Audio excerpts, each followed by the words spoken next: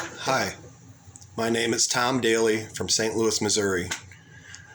Hopper Express Transportation is developing a new vertical takeoff and landing flying craft with no exterior moving parts.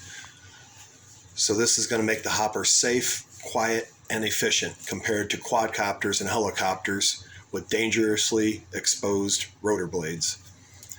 So we want to use the drone hoppers to help clean up waterways like the oceans and along rivers to help keep some of the plastic from getting into these waterways. We want to try to help prevent it. So we've been working on a prototype. This is a ducted wing propulsion system.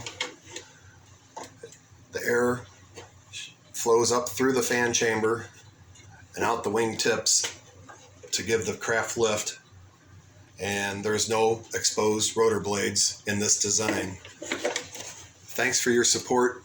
I hope you can help support the Hopper project.